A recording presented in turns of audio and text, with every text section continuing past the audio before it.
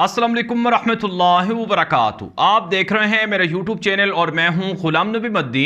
आज 15 जनवरी 2023 है और आज दिन है इतवार का।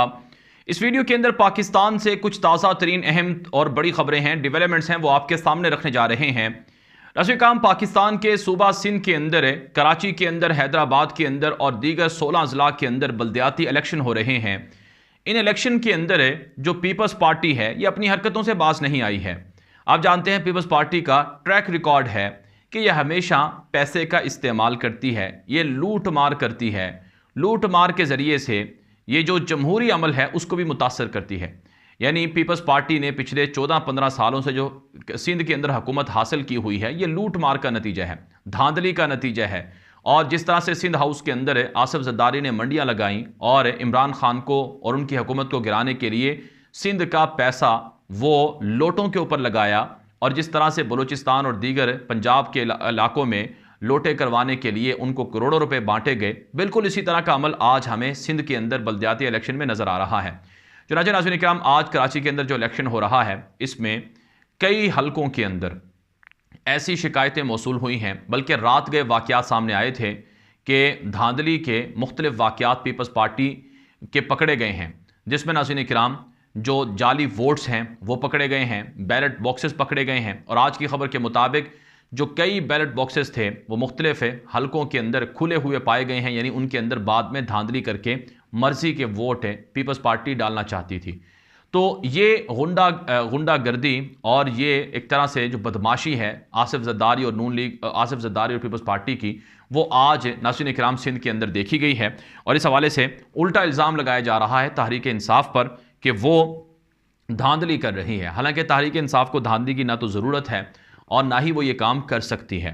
तो बहरहाल नाज़रीन किराम, आसिफ जरदारी कराची के अंदर जो पैसा लगाकर बेईमानी करके धांधली करके जो बल्दियाती इलेक्शन है वो जीतना चाहते हैं, लेकिन बहरहाल नाज़रीन किराम कराची के अंदर जहाँ जहाँ इलेक्शन हो रहा है वहाँ अवाम ने वोट में दिलचस्पी भी ज़ाहिर की है और दिलचस्पी ज़ाहिर नहीं भी की है, क्योंकि लोग पहले से ही मायूस हैं पाकिस्तान के मौजूदा सिस्टम से। वो ये समझते हैं कि चाहे हम वोट भी डालें तब भी लोग जो हमारे वोट हैं उनसे मुंतखब नहीं होते हैं, बल्कि जो खलाई मखलूक है या पॉलिटिकल जो इंजीनियरिंग है जो बास ताकतों की जानिब से होती है उसके नतीजे में मनपसंद लोगों को जिताया जाता है।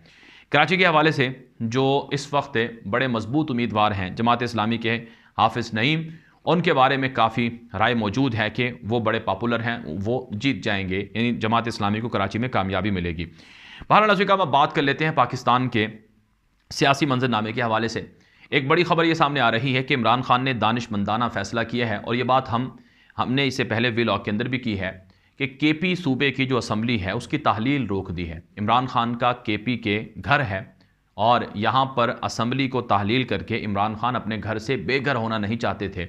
इस वजह से उन्होंने फ़िलहाल केपी सूबे की असम्बली की तहलील रोक दी है।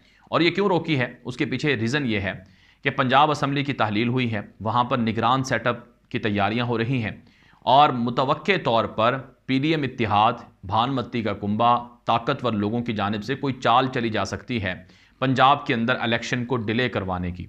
तो इसलिए पहले पंजाब के अंदर इलेक्शन का अनाउंसमेंट होगी, रुकावटें दूर होंगी और अबूरी सेटअप आएगा। उसके बाद जब यकीन दहानी मुकम्मल इमरान खान को हो जाएगी, फिर केपी की असम्बली तोड़कर वहाँ इलेक्शन की तैयारी करवाई जाएगी।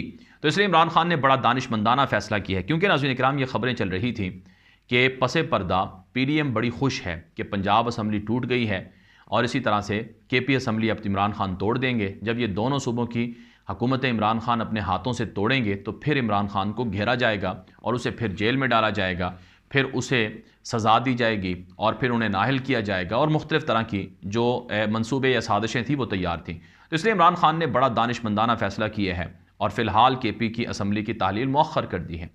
और दूसरी जानिब नाज़रीन किराम, अच्छी खबरें इमरान खान के लिए ये हैं कि पूरे पाकिस्तान के अंदर अवाम इमरान खान के साथ खड़ी हुई है। दूसरी तरफ नाज़रीन किराम, अच्छी खबरें ये हैं कि नून लीग, पीपल्स पार्टी, यहाँ तक कि मौलाना फजलुर रहमान की जमात के कई लोग हैं जो इमरान खान से राबते करके पसे पर्दा मुआहदे कर चुके हैं। एक रिपोर्ट के मुताबिक कि 50 के करीब ऐसे नून लीग के, पीपल्स पार्टी के, मौलाना फजलुर रहमान के MNA और MPs हैं जो अगले इलेक्शन में इमरान खान का साथ देंगे اور عمران خان کی پارٹی میں شامل ہونے کے لیے وہ معاہدے اور بات چیت اور رابطے کر چکے ہیں۔ اور جہاں تک ناظرین کرام بات ہے اس وقت شہباز شریف کی امپورٹڈ حکومت کے فارغ ہونے کی، تو اعتماد کا ووٹ شہباز شریف کی حکومت کو عمران خان کی جانب سے صدر پاکستان ڈاکٹر عارف الوی کے ذریعے سے کہلوایا جا سکتا ہے۔ لیکن ابھی فی الحال جو خبریں آ رہی ہیں وہ یہ ہیں کہ پس پردہ جو خفیہ طاقتیں ہیں انہوں نے پی ڈی ایم کے بھان متی کے کنبے کو متحد رہنے کا حکم دیے ہے۔ جن لوگوں نے ان کو پہلے جوڑا تھا انہی لوگوں نے ان کو کہا ہے کہ فی الحال متحد رہو، ورنہ اکیلے اکیلے تم ہو جاؤ گے، لڑائی تم کرو گے تو تمہیں عمران خان سب کو کھا جائے گا۔ چنانچہ ناظرین اکرام ایم کیو ایم نے اختلافات کے باوجود جو پی ڈی ایم اتحاد ہے اس سے علیحدگی نہ کرنے کا اندیا دے دیا ہے اور یہ کہا ہے کہ ہم پی ڈی ایم کے ساتھ رہیں گے۔ یعنی دوسرے لفظوں میں ایم کیو ایم کو اجازت نہیں ملی ہے کہ تم پی ڈی ایم اتحاد سے الگ ہو جاؤ، اور جو نقصان ہے ایم کیو ایم کا وہ ہو رہا ہے، ہوتا رہے، وہ نقصان بھی ایم کیو ایم کو پورا کر کے دیا جائے گا۔ اس لیے ایم کیو ایم نے شہباز شریف کی حکومت سے نکلنے سے انکار کر دیا ہے۔ اور خبریں یہ ہیں کہ آصف زرداری نے اپنی پارٹی کے لوگوں سے مشورہ مانگنا شروع کر دیا ہے کہ پنجاب کے اندر الیکشن ہو رہا ہے، باقی ملک کے اندر بھی الیکشن کے حوالے سے اپنی رائے دی جائے۔ لیکن کچھ لوگوں کا خیال یہ ہے کہ آصف زرداری نون لیگ کی قبر کھود رہے ہیں۔ جس طرح سے نون لیگ نے آصف زرداری اور پیپلز پارٹی کی قبر کھود دی اور پیپلز پارٹی کا حشر نشر ہوا، ایسے ہی بدلہ لیا جا رہا ہے اور آصف زرداری ایک بھائی کو یعنی نواز شریف کو لندن کے اندر ہی رکھنا چاہتے ہیں اور دوسرے کو جو رائے وینڈ ہے وہاں جاتی عمرہ کے اندر چھوڑنا چاہتے ہیں۔ لیکن بہرحال شہباز شریف کی حکومت کو ہر حال میں جانا ضرور پڑے گا۔ ناظرین اکرام اس وقت جو پاکستان کا جو معاشی مسئلہ ہے وہ بڑا خراب ہو چکا ہے۔ آئی ایم ایف نے پاکستان کو پیسے دینے سے انکار کر دیا ہے۔ پاکستان کے پاس قرضے واپس کرنے کے پیسے نہیں ہیں، بلکہ اب تو خبر آ رہی ہے کہ پیٹرول کا بحران بھی ملک کے اندر شروع ہو رہا ہے۔ جو پیٹرول کی کمپنیاں ہیں ان کے پاس پیسے نہیں ہیں، وہ پیٹرول باہر سے نہیں منگوا سکتی ہیں، تو یہ ایک بڑا مسئلہ ہے۔ تو اس لیے جتنا مرضی زور لگا لیا جائے، اس ملک کا جو مسئلہ ہے یا مسائل ہیں اس کا حل ایک ہی ہے اور وہ الیکشن ہے۔ الیکشن میں عوام فیصلہ کرے گی کہ ہماری حکمرانی کون کرے۔ اگر الیکشن میں خالصتاً 100% فیئر الیکشن ہوتے ہیں، صاف الیکشن ہوتے ہیں، تو ناظرین کرام یہ جو پی ڈی ایم کا بھان متی کا 13-14 جماعتوں کا کنبہ ہے، یہ ناظرین کرام 50 سیٹیں بھی قومی اسمبلی کی نہیں جیت سکتا ہے۔ یہ دھاندلی سے سیٹیں جیتی جاتی ہیں۔ آصف زرداری کو کون ووٹ دینا چاہتا ہے؟ بلاول کو کون ووٹ دینا چاہتا ہے؟ 1% پاکستانی بھی ان کو ووٹ نہیں دینا چاہتے ہیں۔ اور اسی طرح سے شہباز شریف کی کریڈیبلٹی کیا ہے جو پاکستان کی عوام کو بھکاری کہے، بھیک مانگنے والا کہے، رسوا اور ذلیل کرے؟ کیا ایسے شخص کو کوئی ووٹ دینا چاہے گا؟ تو اس لیے پاکستان کے اندر جو عمران خان کا ویژن ہے، یہ نظریہ ہے، وہ پاپولر ہے، لوگ ان کے پیچھے کھڑے ہوئے ہیں، لوگ انہیں لیڈر مانتے ہیں اور پاکستان کو مسائل سے نکالنے میں عمران خان ہی کو امید مانتے ہیں۔